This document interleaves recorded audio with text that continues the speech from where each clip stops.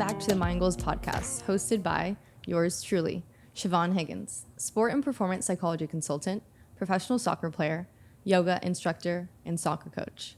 The Mind Goals podcast is a space that I hold for myself, other athletes, and other athletic personnel so that we can converse and discuss how we acquired the mindset that we have today, all with the goal in mind that any listeners or viewers can overall improve their mindset as well.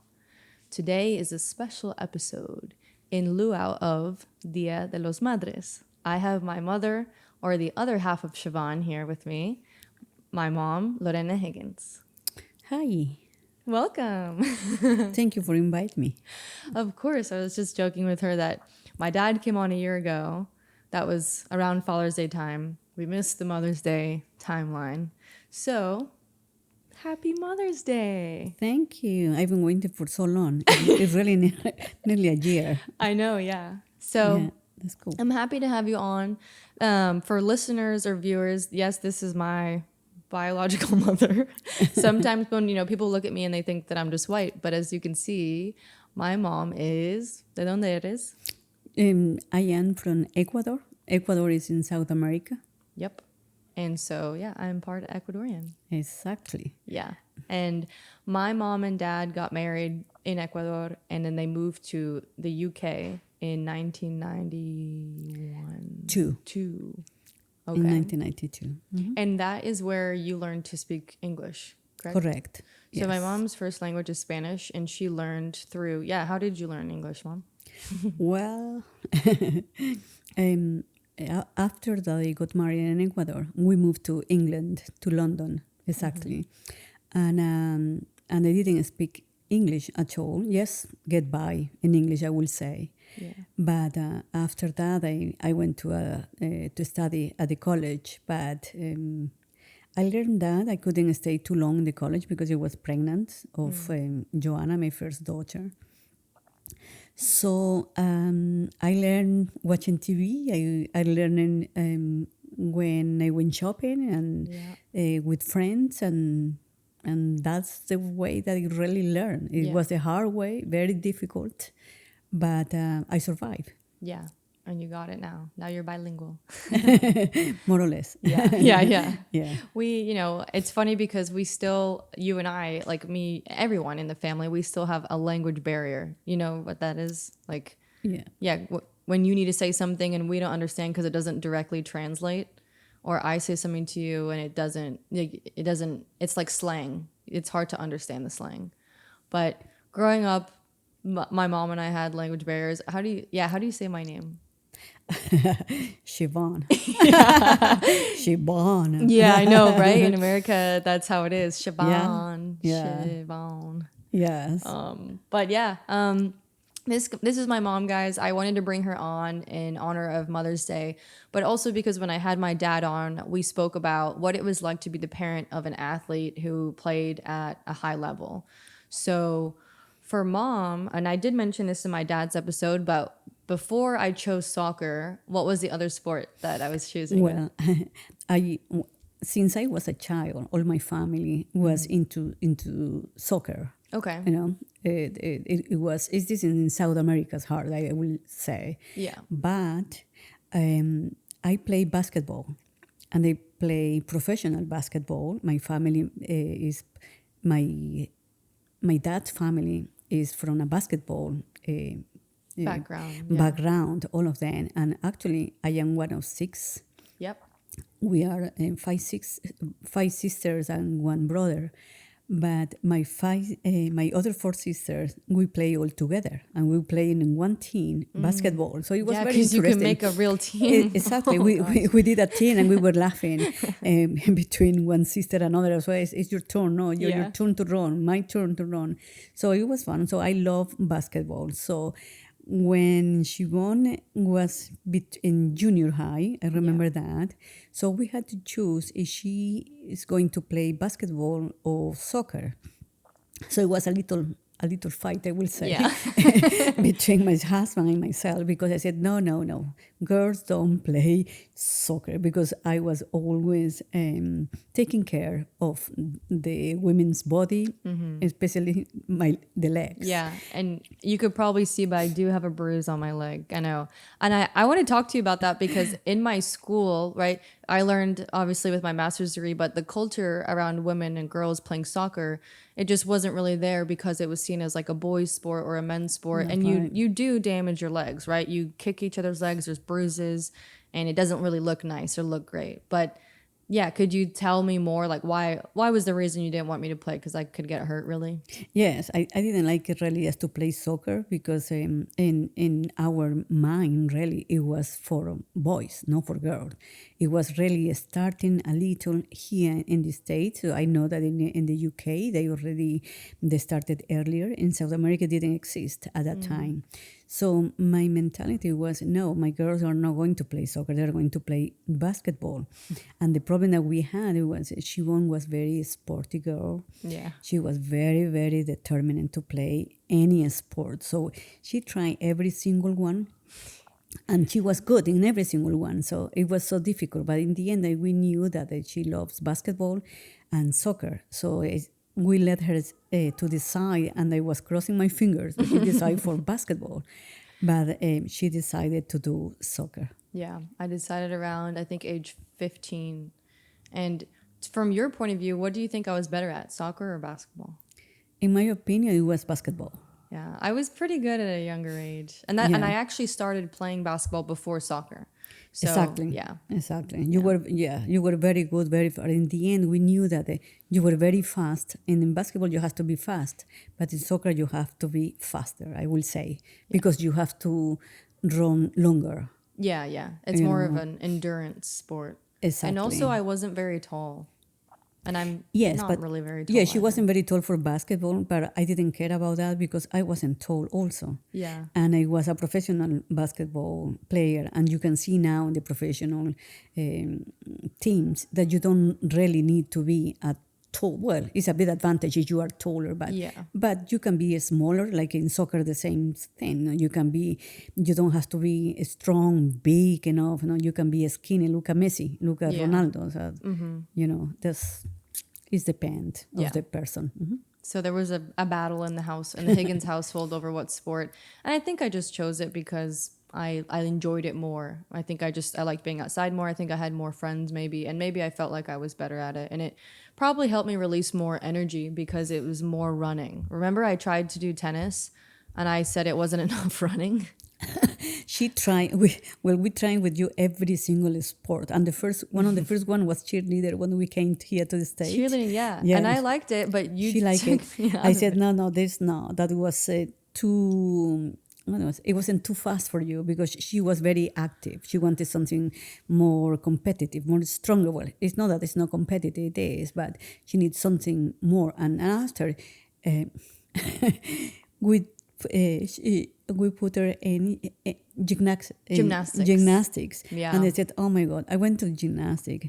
And when I saw her on the beam, I closed my eyes. I said, oh my God, what did I do? I said, no. She thinks that she's running like in a field. I said, no, that's enough. You cannot do gymnastics. I said, that's your last time that you're in gymnastics. I said, no, that's not for you. So yeah, my mom took me out of gymnastics. How long do you think I did it from? I was pretty young, like probably the age of 7. Yeah. Because you were 5 when you came here, so maybe 6, 7 years old. This is where you tried gymnastics, and she was running at that time. I liked it. I was good at it, I remember being frustrated, but I liked my coach, and I got like a back flip on the first day and like a back handspring, and whenever you're young, you're so flexible too. So I enjoyed it, but my mom took me out of gymnastics because she was worried about me getting injured. So another injury prevention, because I remember one day the ambulance came to the gym and a girl broke her elbow or something because she fell wrong. But and not only because you were going to be injured or something, I was going to have a heart attack. That was a problem.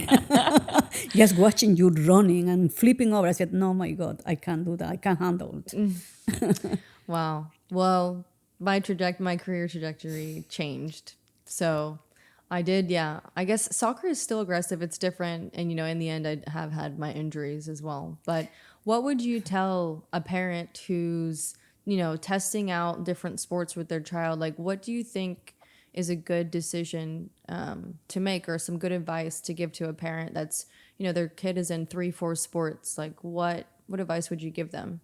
Well, I will say, like I saw in you, try different sport, and after you have to have a balance, which one is the best one, and it's not like the what you want, like me as a mother, it's like what your child wanted, because, like I said before, I wanted her to play basketball for many reasons. Also because it was inside, and living here in Texas, it was so hot. Yeah. And the time when it's so freezing, it's raining and everything. I said, why do you choose that when we could be inside? I know. And you were good at that. So my husband said, hey, it doesn't matter. She has to play soccer. And, that's she has to be tough. I said, yes, but she's a girl. I said, doesn't matter. She has to play. Carry on. I said, okay. But saying that, no, you just go with your child and talk to her and say whatever makes you happy. That's the advice. Whatever makes you happy, and do you think that you are going to do it? You think that you are not going to say, "Oh, I don't like it anymore. I like it." No, yes, you make a decision and stay with that decision until the end. Yeah. Do you ever remember a time where I wanted to quit any sports? Yes, of course. What was it? One time that she wanted to quit soccer when you went to Moorhead, I will say. In college? Well, I didn't want to quit soccer. I just wanted to transfer. Well, she wanted to transfer, and she said, I don't want to play anymore. No, sorry. The first time it was in high school. Okay. It was in high school, and we went to Austin, I remember, and we had a game. And in the way back, you say, I don't want to play anymore because actually you were not a starter. They didn't put you as a starter at that time. Okay. And we didn't have I didn't know why you were not started. So I spoke to the coach, and but you decided because you didn't want to, your grades were not good enough also. And I said, well, you want to be in soccer, you have to be good enough in your studies first and after in soccer. And that was one of the rules actually for the school. And then I will say that is wonderful. No, you have to study. If you want to do a sport, you have to study first. Yeah. So when you say, well, I don't want to do anymore, I said, well, you're going to do anymore? I said, okay, it's your decision, but don't come tomorrow and tell me you want to go back. No. So I told her, think very well what you're doing and tell me later.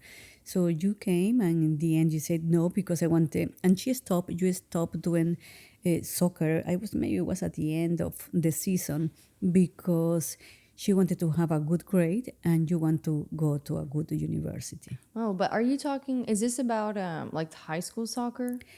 Yeah, Or was it with it was club? it was a high school soccer. Well, but you were in club also, but you Right. wanted to stop Okay, high yeah, school, yeah. but you carry on doing club soccer. Okay, yeah. Just so people know, because I was thinking that I wanted to quit soccer forever, but I still had club soccer.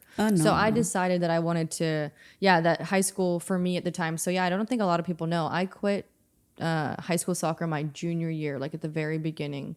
And it was for a lot of reasons. And looking back, maybe I should have stuck it out. But I kind of weighed the options, and I was playing club. I was keeping up with school. You're playing high school soccer as well. It really is a lot for the people that are doing all of it. And sometimes they're doing more sports too. But I just didn't see enough positives out of my experience was what I was doing. And it didn't seem worth it to me. So I wanted to step back from high school, focus on my grades. I was already verbally committed somewhere. So I wanted to minimize the risk of getting injured. Because in high school, it's not incredibly great competition. And so for me, I justified it, right? I was like, oh, well, maybe I could save myself from getting injured. I can study more, and then I can focus more on club. So, Right. Yeah. This is what's happening. Yeah. And then, okay, so I have more of a funny question now. Who do you think is more competitive, you or dad? Me. Okay, and why? I will say me. Probably because, like I said, I used to play basketball since I was, I will say, 9 or 10 years old. that my sister was chosen and she has to go 5 o'clock in the morning for training. So it was hard for me to wake up at that time, but I said, I want to watch what they are doing. And they really like it. And they always wanted to win. Always wanted to win. I never gave up. Yeah. And always I said, there is something more. I can do it. Yeah. Yeah. I mean, I want to know, like, I know that because I know you and I know me and I know Dad, and Joanna's a little different too. But why do you think you're so competitive? I know why I'm competitive, because I have two competitive parents. Too competitive. And we like, there's a competition. I mean, this is funny. A couple weeks ago, I was with my boyfriend and his friend, and we were playing like mini golf at a bar. And I was getting competitive about the golf. And I was like, no, we're doing another one because I lost. And so I was like, no, I won that one. I was like, beat that, getting competitive. And he was like, would you consider yourself competitive? And I said, yes, of course I do.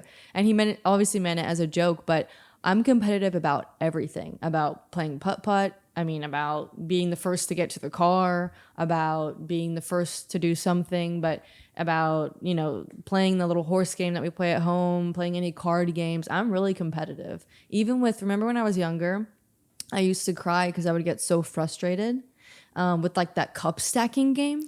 Do you remember that game? Dad used to have to take it away from me, and he would say, take a break, just take a break. Because I would get so mad. But why do you think that you are so competitive? Like why from a younger age? I don't know. Maybe I have OCD at that time. And I didn't realize that I had that because I always wanted more. I never gave up. And always I think that there is another opportunity. No, always that there is, if I couldn't do yesterday, I can do it today. Yeah. And if I couldn't do it today, I can do it tomorrow. If I can't do it tomorrow, there is the next day and the next day until you get it. Yeah. And I will say also that I am competitive because I am, how to say? I am. You can say it in Spanish. Oh. Yeah. Tell me and I'll see if I can get it. Okay. Soy muy blanco y negro. Yeah, black and white. Yeah, sorry. Black and white. It's either this or this. It's either this or this. Yes, I never give up on anything. So and also I think that always there is a opportunity to do it better and better and better. And it's not that I don't like to lose. It's not that I don't. You are different. You don't like it to lose, but I do. I said, well, maybe now because I'm older. Yeah. No, but before I said, well, I lost. Okay, but tomorrow I'm not going to lose. Tomorrow I'm going to win. I'm going to beat you the hell. Yeah. This I will say. So it's funny because did you have some? I just remember the word I was going to say. Okay. Is I am perfectionist. Yes. That's the word. Yeah. I'm not. Yeah, I am perfectionist. So I want a line, for example, you see when they set the table, for example, in the house. No, the glass has to be the one in the front of you has to be straight, exactly the same, the knife and fork. Yeah. Joanna will tell me, yes, ma'am. Yeah, so yes, I would agree too. I would say, perfectionist is not the word I would use. I would use paying attention to the detail, but sometimes the detail to other people doesn't matter, but to you it definitely matters. Yes. Yeah. Okay. Well, in terms of being competitive, I wanted to go back to the point where I mentioned that when I was younger and I used to get so mad that I would cry. What did you and Dad think about that? Like, did you think it was normal? Like, did you cry when you were frustrated? Because I remember when I was younger, I would get so mad, like when I would lose, right? And when I started playing soccer at a young age, I played first recreational soccer, and I would get so mad when my team would lose. I would cry in the car ride home. And I was like, I hate this team, they suck. I want to win. and I don't know, because I don't know if I'm a bad loser. I think I'm a better loser now, but previously it wasn't even about losing. It's just like the possibility that you can do better. But I struggled to kind of deal with that, and I would cry and I would get so frustrated. I was that player that, again, with the cup game, if I couldn't get it, I would cry. If I couldn't do a math problem, I'd cry. And do you know why? No, I don't know why. And I know the answer for that. Because you are the person that always when you play, you give 100%. And you see other players, they don't do that the same. And so you get frustrated because of that. But you have to think, we used to explain it to you, not everybody is the same.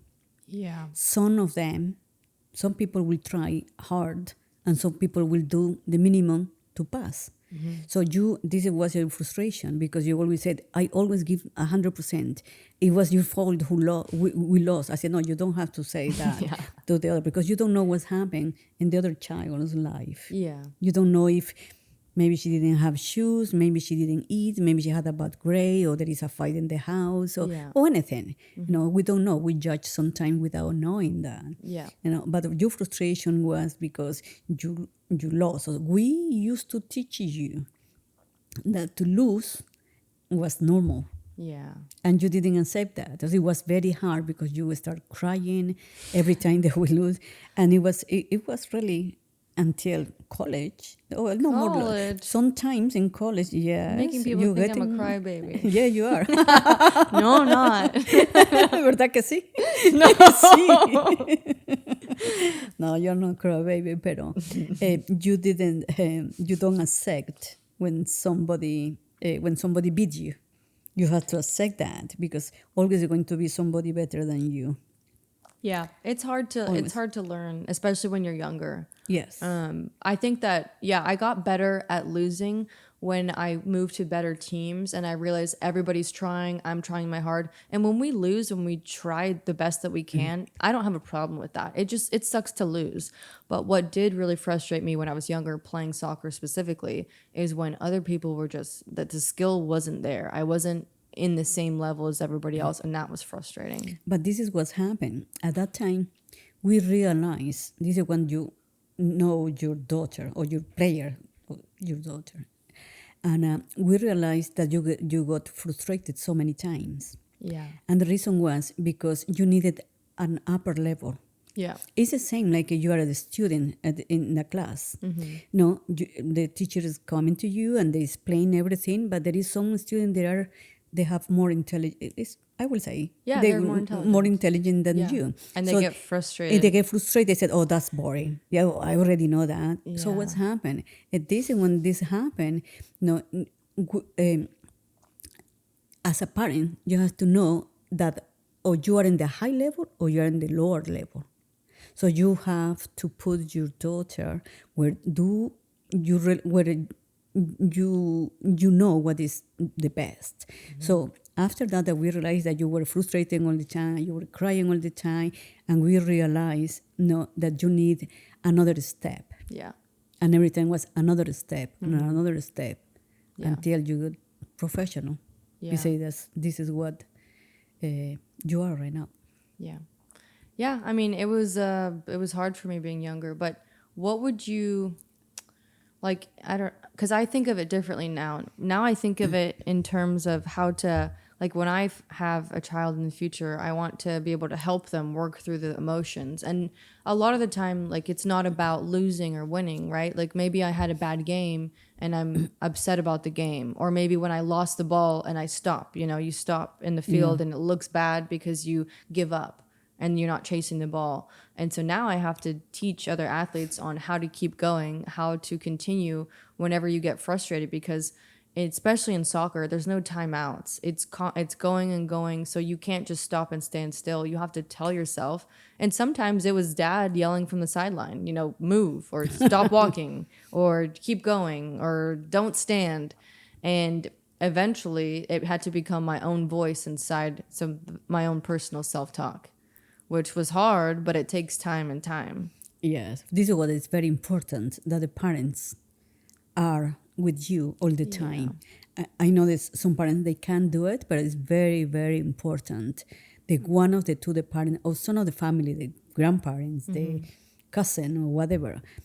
In your case, we don't have any family very close. Everybody is overseas. Yeah. But it was Joanna, or it was me, or it was your dad, or we were all together. So it's I will say, it's so important because your daughter or your son knows that somebody is watching you. Yeah. Somebody's behind you in case there's something happening, because we don't know. You can get injured. Maybe you cannot get injured, but you can get a goal. Yeah. And you're missing that goal. You can say, "Oh, it's not like a TV. Stop! I wanted to Yeah. watch the game, the goal again." So that part is very important in the life of An athlete. an athlete. Yeah. I was Yeah. going to talk because I asked Dad about this, but for many people that don't know, but I've been very blessed and fortunate to have my both parents able to make really, I would say, like almost every single one of my games, like from youth to club to high school to college and some professional games too. And even if they're not physically there, they're watching online. A lot of people, I didn't realize this until I was in my graduate program. I didn't realize that other people didn't have that. Even when I was in college, I didn't realize that like some people's parents weren't able to watch their games. And I didn't understand that, because for me, all I know is that you guys supported me, that you were there. You're there at Joanna's stuff, you're there at my stuff, you were always there. And so my question to you is, why did you and Dad make it a point to always be there? Because there are some parents that I would like to help teach if they're listening, but the support of a parent is so important to a child's confidence, I think. It is. Right? It is. Definitely it is. Yeah. So why did you and Dad always like want to show up? Is it because you love soccer? Like, what if I did I don't know, softball, and you don't care about softball? But No, we are so much into sport. Mm-hmm.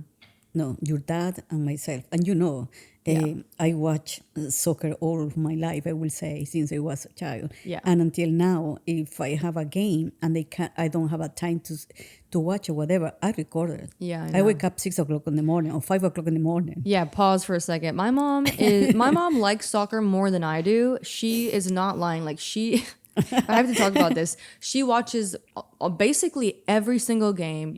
Did you watch the games today? Of course. And you watched the Champions League yesterday? Of course. Yeah, I didn't. Sometimes I don't even know what games are on. She doesn't even have the app, right? You just know it because she watches the TV and it says the next game is on Friday. And you put it down and you guys will hit record. And even if we miss it live, my mom said, I don't want to hear anything about it. We don't talk about it. And we don't look at the news. She doesn't want to hear anything. She doesn't want to look at the TV. And when we get home, we play it from the beginning as if the game didn't just happen 4 hours ago. But that is how committed. So I would say my mom and dad are very committed people. They're very determined people. And this is a trait that I got. And it's really great, honestly, because it's helped me in life.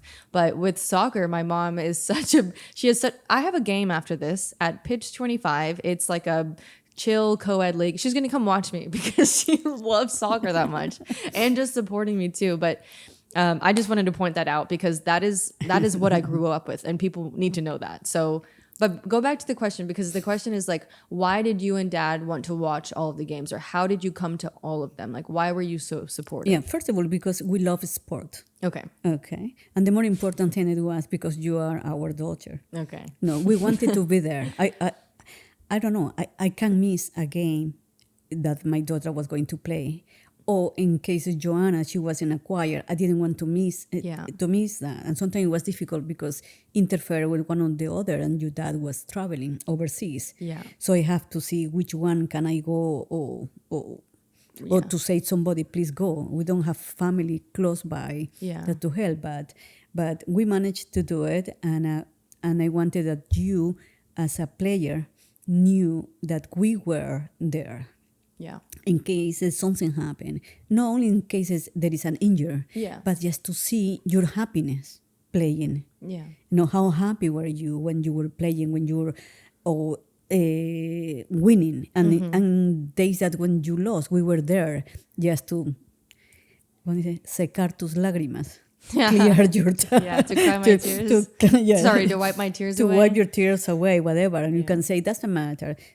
Tomorrow, next time, you're going to beat them. You're going to win them. So this is very, very important that a players had the support of the parents of the family in general, of friends. Yes. Because not only we were there, but it was a lot of your friends came to support you and to see you. And I think that is very, very important, Yeah. And when you're playing, because I think when you're playing, you're saying, oh, my friends are watching me, so I'm going to be better. I'm going to show them how good I play. Yeah, some people think that, and Oh, yeah, they do. it did help. I remember in high school, my friends would come and watch and make posters and stuff, and Yes. it's nice, and it's a good like motivation and encouragement too. And here's another moment, a learning lesson for anyone listening, but support is just so important to an athlete, whether it's a friend, a family member, a neighbor, Yes.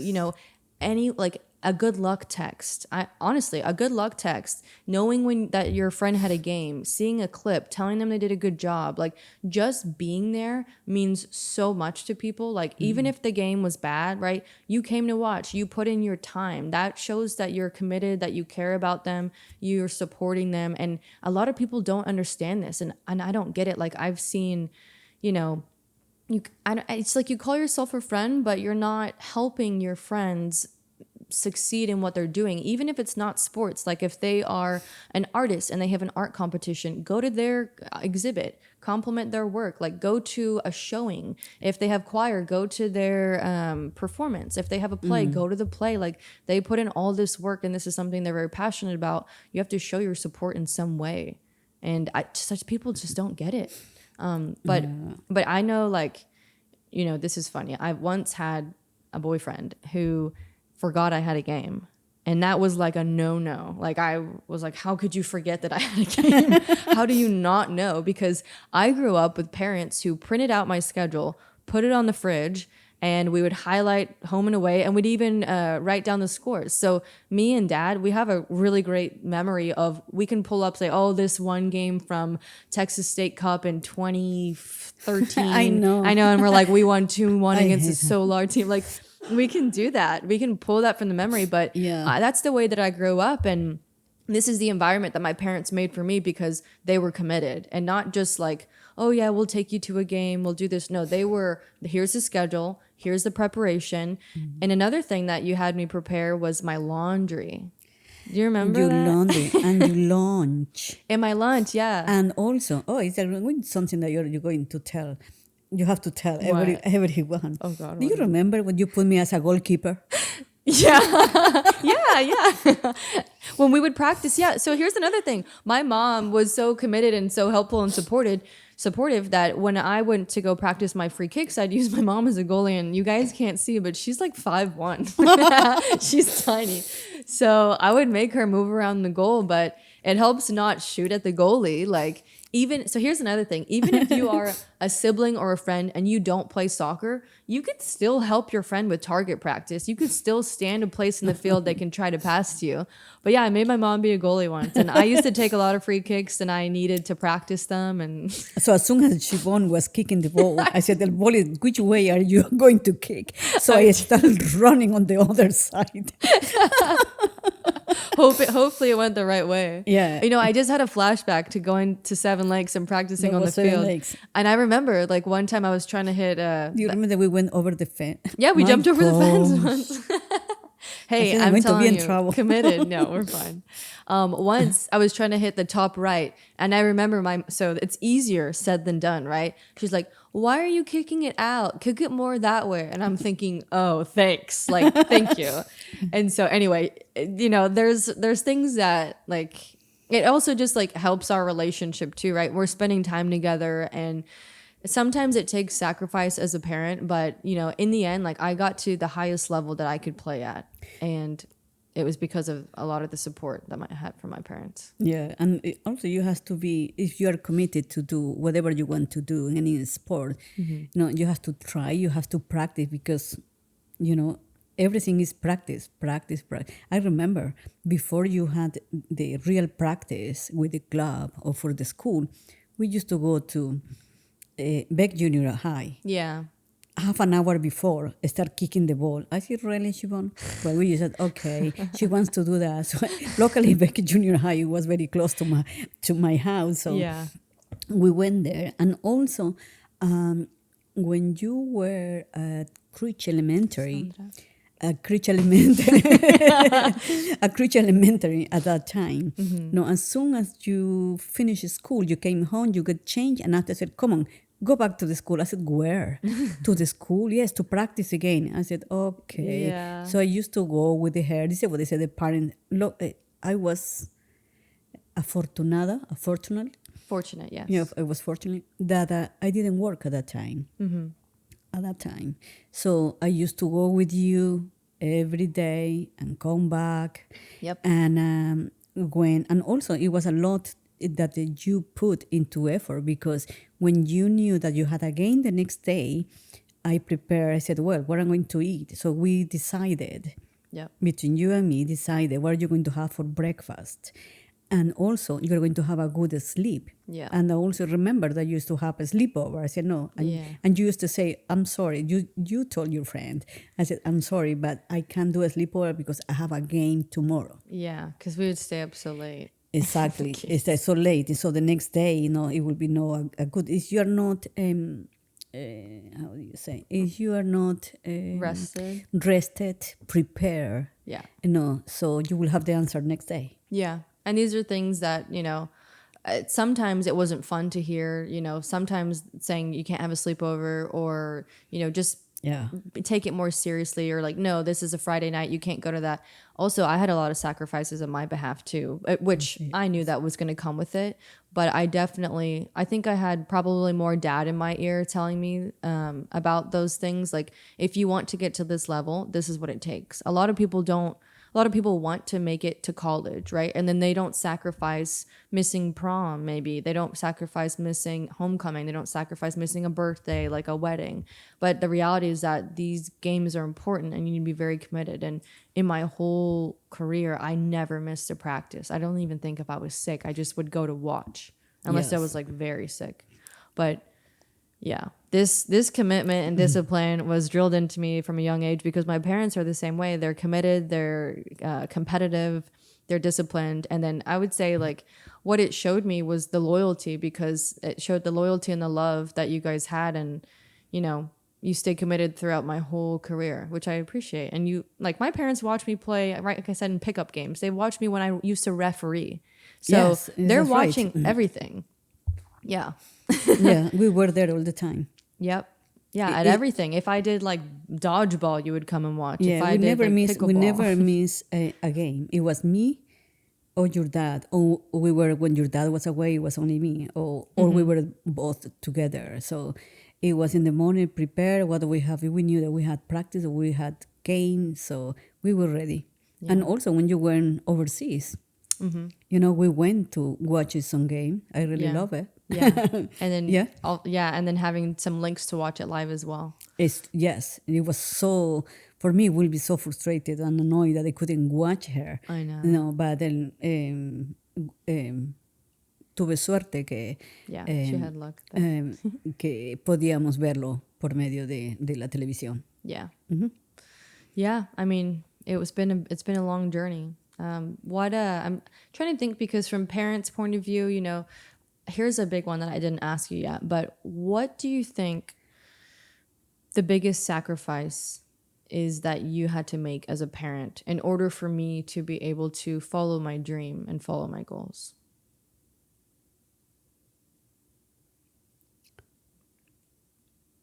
I don't know. Biggest sacrifice.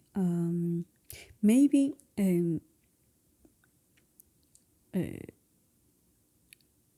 I will say it's not to put attention, but not to go. Well, I went to every single one from Joanna in choir. I was. Yeah. Because luckily, we were lucky that the two, sometimes Joanna was the weekend, but it was early in the morning and you were late. Yeah. And with the sacrifice, I will say to travel. The traveling.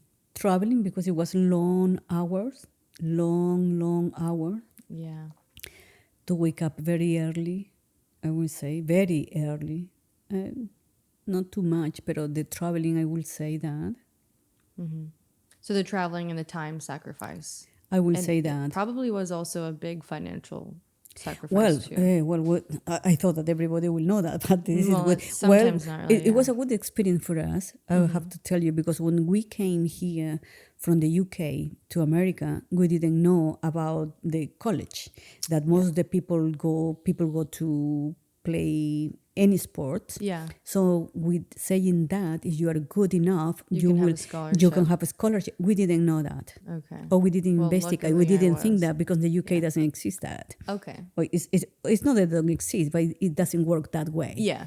That's not the normal way that everyone. Exactly. So grows for up. us, it said nobody told us, and we didn't ask, and we didn't know. So it was actually was the money. Yeah. That we had said, oh, we invest so much money in Siobhan, because it was a hotel. Yeah, and the hotels and the travel And and what the the club hotel, fees. exactly, the hotel and this and that. And it was very hard for us. It was very hard, but that was the biggest, I will say, that was the biggest sacrifice. It was the money at that time. But with the help of some friends also, I remember one time we had tough time, like everybody I think they will have. They help us, and she managed to stay in the team. She managed to play, and we were happy at the end. Yeah, and it worked out. Yes, it did work out. Yeah, but so thank you to those friends. It really, it is a big financial sacrifice, and to order. I mean, it's a shame that that's the way that it is. Like it should. I feel like it shouldn't be so. Actually, let me rewind. Some of the best players in the world might be very talented, and they don't have the financial ability to play for a club or play for college or pay for this and that, and this, that, and the other, like that. But it is a sacrifice, and unfortunately that's sometimes the way it is. And so that's why as athletes, like, there is a little bit of pressure to play or perform well so you can get a scholarship, so you can take away that financial burden. And it's almost like a return on investment, right? For the parents, like, you pay so much, you do it the whole career, and then you hope that they get a scholarship, and then the college is paid for and you're done and you can finally relax. Exactly. And for some time, yes, that it's the goal as well. Yeah, that's the goal. And it's a shame, like I said, because I remember also when you were a recreational, and also when you were a club, there were some girls that the parents, people couldn't afford it. And also they couldn't go, or they could go, but they couldn't stay in the hotel or whatever. Yeah. So at that time, you need friends, and the team. The team was very, very nice, and it was wonderful, because when one of the parents couldn't go, the other just helped, to bring the player, and to help with food, or to help with transportation or accommodation and everything. So it is important when you're a player and you want to be committed to something. You have to see that part, the economic part. Yeah, definitely a big part of it. And we were grateful to have good teammates and parents of my teammates who, we can all carpool together. We kind of help each other out. If we can afford 2 hotel rooms, like, maybe you can combine and people can carpool or stay in the same hotel. But there's ways to do it, because we did it. Yeah, we did. Yeah, and it was tough, but it was worth it. It was tough, because it was not only just to pay for Siobhan, but it was to pay for us and to pay for Joanna. Yeah. Because we never left Joanna alone. Always it was the 4 of us. Yeah. Always. Yeah. So it's been a long journey. A long journey, but I miss those days. I know, yeah. I miss those days too. I see those days. I love it. Yeah. Yeah. Well, it's not over yet, so. I know. I didn't love the cold days, the winter day, I know. the weather, rainy, the weather. Yeah. Oh, yeah. That was the hard part. But those are the fun ones too. So it takes a lot of sacrifice to be a supportive parent, to get to the level that I was with. It's not just my doing. And so that's why I wanted to have both of my parents on, so you guys could kind of see, like, the mentality that my parents had and how they set me up for success, because I could not have just done this alone. Like, I really couldn't have. And so I'm very grateful. I hope you know that. I'm very grateful for you and thankful for you. Happy to have parents that love me, care about me, support me. Maybe too much sometimes. But I'd rather it be that way than the opposite. So yes. We end the podcast with maybe like if you want to say a quote or a phrase, or if you want to give advice to anybody, you get to say whatever you want. Oh, like as a parent, I will say, just support your daughter or your son, whatever they decided to do, and be with them as much as you can. That's the, I will say, the best part or the more important part, because like I said before, they feel like they are not playing alone; they are playing with somebody, and and and and that's it. I will say. You made me cry. Yeah, I mean, again, I couldn't have done it without the support of my parents, and I've been very grateful to make it to where I am today because of them. And so, the goal of the podcast is to understand how we have the mindsets that we have, and a big part of the reason I am the way I am is because of my parents. So, Thank you. thank you, Mom. I love you, And I love happy you Mother's too. Day. Thank you. And happy Mother's Day to everyone. Yeah, Also. happy Mother's Day to everyone. I hope that you guys gain some invaluable insight from this, and hopefully you can take that forward to support your children as well. And if you are a child seeking support, again, you can always contact me or reach out as well. But we're here for you. Thank you, and it's going to be on Sunday. Have a happy Sunday and a happy Mother's Day. Thank you.